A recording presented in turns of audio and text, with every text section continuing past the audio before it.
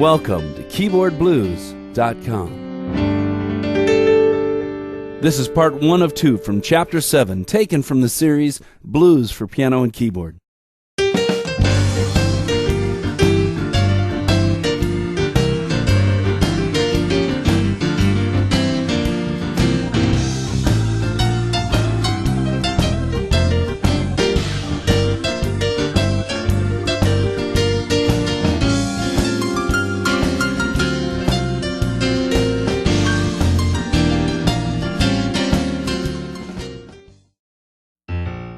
In this chapter, a new technique for your left hand, made up of only 2 notes.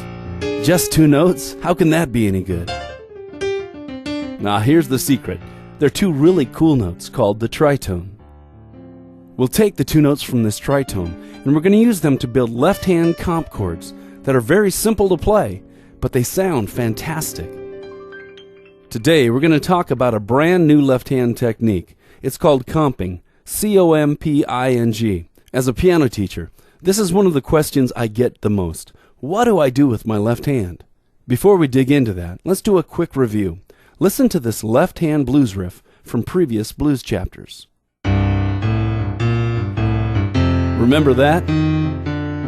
If you need to, go back and watch through some of the earlier chapters in this blues course. Now let's move into some new territory. Comping. Comping is chords played by the left hand while the right hand plays solo lines. Take a look at this.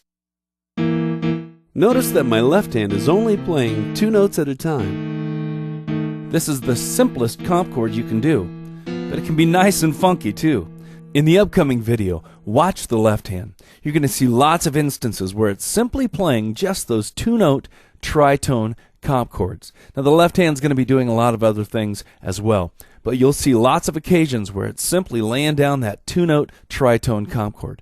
Now the right hand is going to be doing lots of blues riffs and tricks that I'm going to show you in upcoming chapters. But this is an example specifically to show you those left hand 2-note comp chords that are so powerful. Watch for them. Here we go.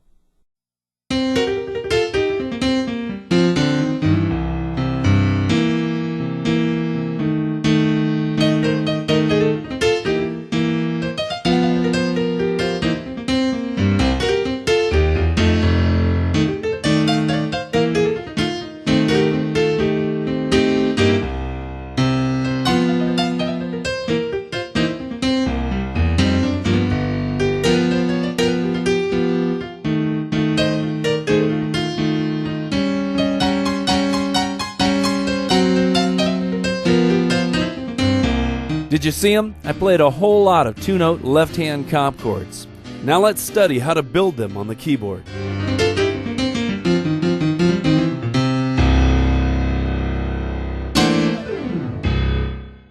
The 2 notes that we'll be using to create these left-hand comp chords are the 3rd and the 7th of the dominant 7th chord. Remember, the dominant 7th chord is the #1 most common chord used in the blues. Usually, you'll see them written as a capital letter followed by a 7. Now here's a major brain saver. To find the dominant 7th of any chord, simply play a note that's a whole step down from the root. For instance, to find that mysterious note that turns C into C7, first start with the root, which is C, and go down a whole step, which is B flat, and just that quickly, you've found that powerful dominant 7th note that can turn C into C7. Now we're putting the 7th down on the bottom of the chord, which is usually considered an advanced technique. But once you know this very simple secret, this advanced technique becomes very easy to do. And you can play that dominant 7th note anywhere you want. You can play it nice and low on the keyboard with your left hand. That's the dominant 7th down there. Or you can play it up high. Learning to do this is one of those very easy to understand musical shortcuts that can revolutionize your playing. Comp chords don't have to be complicated. They're just 2 notes played by the left hand. Isn't that crazy? 2 notes can sound so fantastic. Sometimes, less really is more. Now the right hand is playing a whole lot of stuff, but we'll dig into that in future chapters. Now if you pick 2 notes in the left hand to make comp chords, it'll sound great. If you pick the right notes, it's just like anything else in life. It doesn't have to be complicated, but it does have to be right. Now the good news is that it's pretty easy to find these two notes. Let's check it out. In our course titled Pattern, Piano, and Keyboard, which you can find on the net at PlayPianoTODAY.com, we studied the two notes of this comp chord specifically, thirds and sevenths. In fact, we went over every kind of seventh chord possible. If you really want to become a creative musician, you really need to go through Pattern, Piano, and Keyboard. And here's why. You can be a piano player or a keyboard player who just reads notes off the page, and that's good. Reading is important. To be a well-rounded musician, you do need to eventually learn to read. To do that, you can simply take lessons from most any local piano teacher, and they'll teach you how to read. Now, while I'm not minimizing the value of learning to read, the truth is that simply reading music does not make you a complete musician. In order to completely free yourself up musically and become a creative musician, you need to understand what you're doing. And once you understand music, you'll find a whole new world of creativity will open up for you on the keyboard. Pattern, Piano, and Keyboard does exactly that.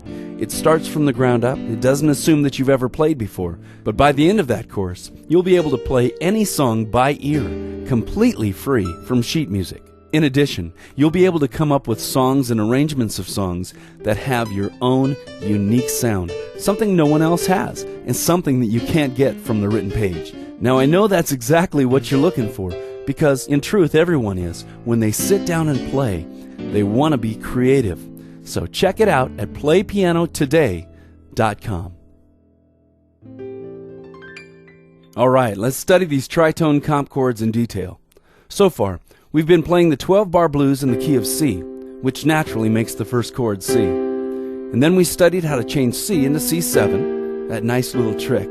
In fact, we're going to change every chord now in this 12-bar blues exercise into a dominant 7th chord because it's just so nice, rich, and bluesy. So we'll play C7 like this, right? And then F will be F7, and then G will become G7. It's pretty simple. All right, let's go back to C. Now remember, we're going to make it C7 by putting the 7th on the bottom. Now, let me stack those notes traditionally, with the dominant 7th note up on top. That's how most people typically play it. It's a real simple way to play it, but sometimes it's real useful. Sounds kind of like a bebop chord, right? Maybe like a train coming down the track to mow you down. Look out! Now to build our first tritone, we're going to pick two of those notes, the 3rd and the 7th. And that's it. So here you go. This is the first tritone comp chord. And you saw me get all funky and get all jiggity with it earlier in the video. So this is what we're going to play for C7. Just that simple little two-note comp chord. Of course, it looks just the same in the left hand, except it's played by the left hand. So that's what this looks like. This has been part 1 of 2 in Chapter 7. In part 2, we're going to study in detail that tritone comp chord and how it's used in the blues. Now, if you're watching this video on a site other than keyboardblues.com, you can find part 2 simply by doing a search for blues piano lessons. Otherwise, come on over to keyboardblues.com and you can watch the whole series. In this website, there's a wealth of online piano and keyboard lessons that you can dig into right away, including this lesson. Before you leave this site, though, would you do us a favor? If these lessons are valuable to you and you'd like to see more, would you just take a minute and leave a comment on the site that you're on right now? Or you can simply rate the video. Either way, it really helps us and enables us to post lessons just like this one, free of charge. Thanks!